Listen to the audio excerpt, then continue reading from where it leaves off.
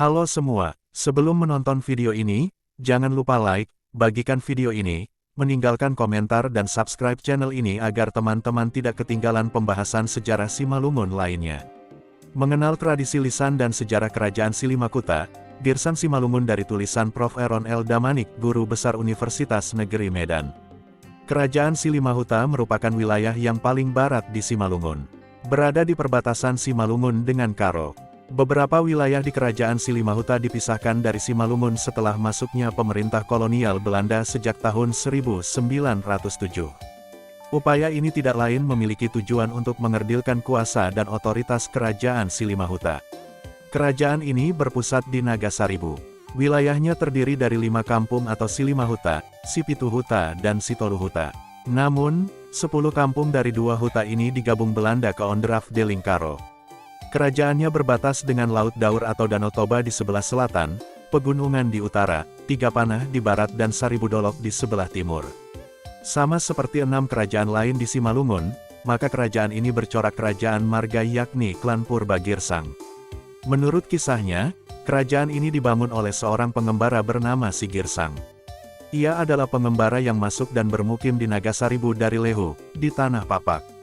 Kemungkinan besar bahwa pengembara ini adalah sesama bersaudara dari klan Purba yakni Papak, Tambak, Dasuha, dan Siboro yang berpencar setelah masuk di pegunungan Bukit Barisan.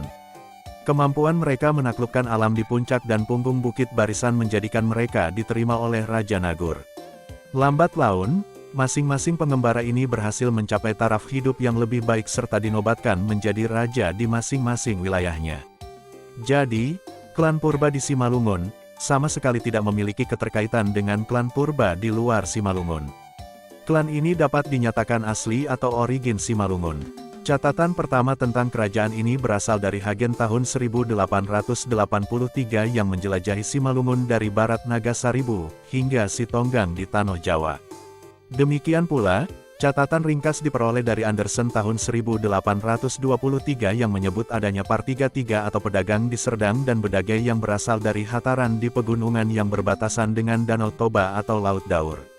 Catatan Hagen sangat jelas menyebut tentang istana kerajaan Girsang di Nagasaribu berupa adanya ornamen-ornamen berupa kadal atau ilik yang terhias di sokoguru bangunannya.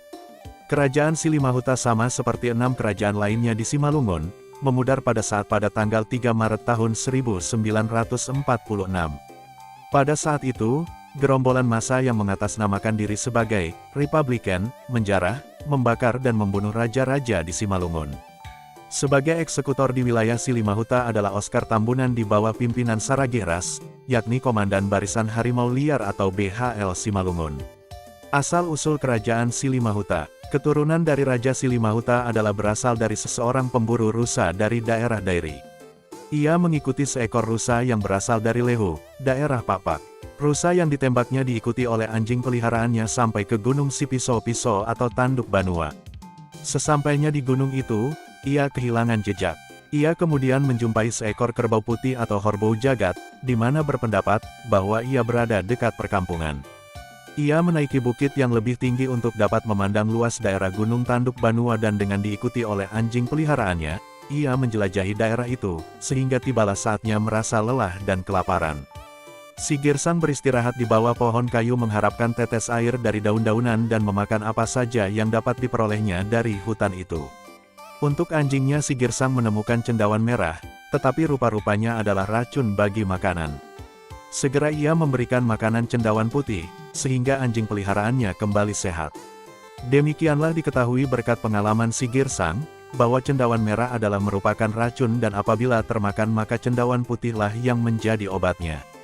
Dari puncak gunung ini ia melihat sebuah kampung dan setelah memasukinya ternyata penghuninya adalah bermarga Sinaga dan kampung itu bernama Nagamaria.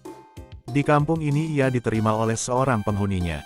Suatu ketika kampung Nagamaria ini diancam oleh serangan musuh yang datangnya dari daerah Siantar dan kubu penyerangannya ditempatkan di Dolok Singgalang. Sebuah air pancur yang terletak di kaki Dolok Singgalang adalah tempat mandi dan pengambilan air minum untuk kampung sekitarnya dan sekarang juga masih dinamakan Payasatar. Tuan Nagamaria setelah melihat jumlah musuh yang akan dihadapinya, kembali ke tempat. Tetapi si Girsang mengemukakan bahwa ia sendiri dapat mengimbangi musuh itu. Apabila kamu dapat melakukannya, akan saya serahkan putriku menjadi permaisurimu. Jawab Tuan Naga Maria. Si Girsang memohonkan untuk dapat memberikan perintah kepada penduduk agar mengumpulkan duri sebanyak mungkin, baik ia dari bambu, jeruk, maupun dari rotan, pandan atau dari jenis lainnya. Pada saat itu, si Girsang mencarikan cendawan merah dan setelah memerasnya dengan mencampurkan segala duri yang terkumpul, lalu memasukkannya dalam kolam pancuran tempat pengambilan air minum Payasitar. Dengan demikian musuh tadi bermatian akibat minum air cendawan yang mengalir dengan racun. Si Girsang melaporkan kejadian itu kepada Tuan Naga Maria, bahwa telah beribu-ribu musuh telah mati bergelimpangan di gunung itu. Doma Matei Marsinggalang Saribui Dolok Ai. Dari kejadian inilah, maka gunung itu hingga sekarang dinamakan Dolok Singgalang.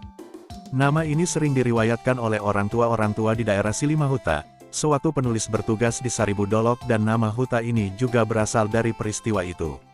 Si Girsang kawin dengan putri dari Tuan Naga Maria. Menurut acara adat kerajaan, di mana ia tinggal bertahta di rumah Bolon sebelah kiri dari tempat kediaman Tuan Naga Maria. Si Girsang menjadi terkenal di mana-mana sebagai seorang datu yang ahli dalam pembuatan obat dan dari sejak saat itu ia dinamakan Datu Parulas yang disegani.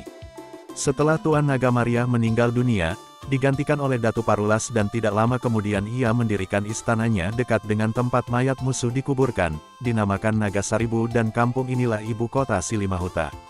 Nama ibu kota ini disiahkan karena sejak dulunya terdapat 5 kampung yang menjadi daerah takluk dari Naga Maria, yaitu Kampung Rakut Besi, Dolok Paribuan, Saribu Jandi, Mardinding, dan Naga Maria. Permaisuri Datu Parulas melahirkan 4 anak laki-laki. Oleh karena pada waktu mereka lahir Datu Parulas belum menjadi raja, mereka hanya dapat diangkat menjadi partuanon di Rakut Besi, Dolok Paribuan, Saribu Jandi dan Mardinding. Dari istri kedua, ia memperoleh lagi 2 orang anak laki-laki.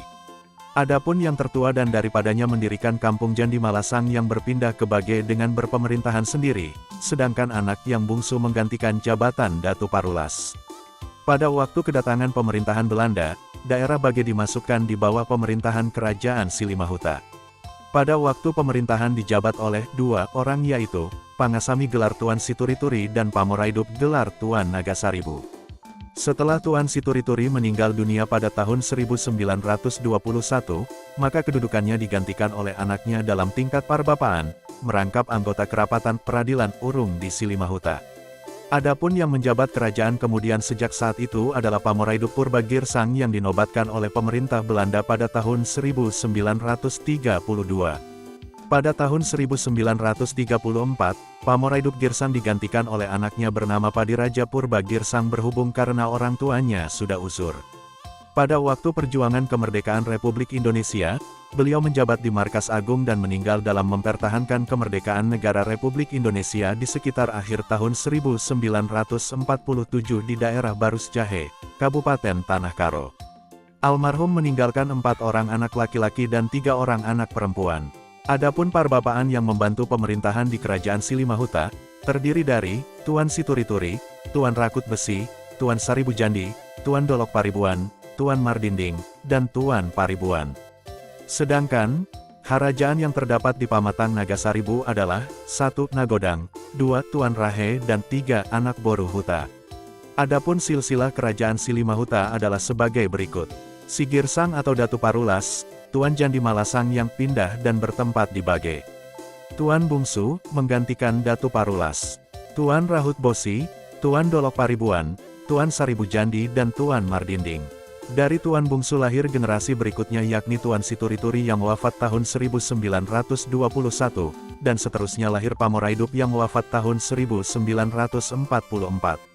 Terakhir dari Pamoraidup Girsang adalah Padiraja Purba yang tewas tahun 1947. Semoga bermanfaat.